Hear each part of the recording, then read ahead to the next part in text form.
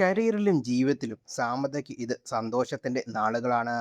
ഗർഭിണിയാണ് സാമന്ത ഇപ്പോൾ. ആദ്യത്തെ കുഞ്ഞിനെ കാണാനുള്ള കാത്തിരിപ്പിലാണ് നടിയും ഭർത്താവുമായ രാജ്നിധി മോരും.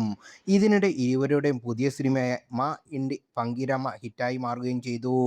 അമ്മ ആകുന്നതിനാൽ സിനിമാ രംഗത്ത് നിന്ന് കുറച്ചു നാളത്തേക്ക് ഇടവേളയെടുക്കാമെന്ന് സമന്ത പറഞ്ഞു. നടിയുടെ ജീവിതത്തിലുണ്ടായ വീഴ്ച ആരാധകർക്ക് അറിയാവുന്നതാണ്. നാഗചൈതന്യമുള്ള വിവാഹവും വേർപിരിയലും മയോസിസിസ് എന്ന ഓട്ടോ ഇമ്മ്യൂണിറ്റി കണ്ടീഷൻ ബാധിച്ചത് എന്നിവയെല്ലാം നടിയെ മാനസികമായും ശാരീരികമായും തളർത്തി.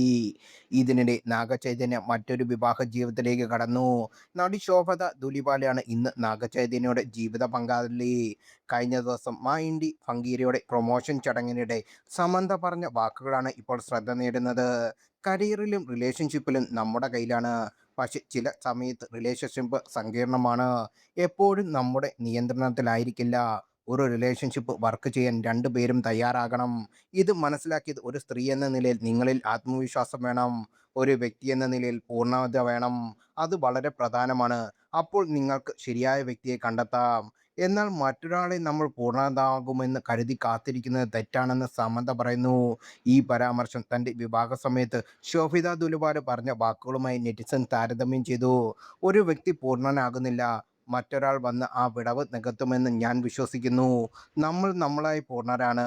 എന്നിട്ടും അവൻ്റെ സ്ഥാനത്തിൽ ഞാൻ പൂർണ്ണരായിരിക്കില്ല എന്നാണ് ശോഭിത ധുലിപാല പറഞ്ഞത്.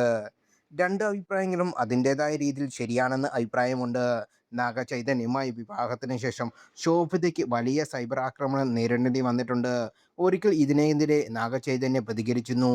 ശോഭിത കാരണമല്ല സാമന്തയുമായി പിരിയേണ്ടി വന്നതെന്ന് ചൈതന്യ വ്യക്തമാക്കുകയും ചെയ്തു. വളരെ ഓർഗാനിക്കാണ് അവൾ എൻ്റെ ജീവിതത്തിലേക്ക് കടന്നു വന്നത്. മനോഹരമായി സോഷ്യൽ മീഡിയ ചാറ്റുകളിലായിരുന്നു അത്. ഞങ്ങളുടെ സൗഹൃദം തുടങ്ങി. അവിടെ നിന്നുമാണ് ഞങ്ങളുടെ റിലേഷൻഷിപ്പ് ഉണ്ടാകുന്നത്. എൻ്റെ കഴിഞ്ഞ കാലമായി ഒരു ബന്ധവും അവൾക്കില്ലെന്നും നാഗചൈതന്യ വ്യക്തമാക്കി.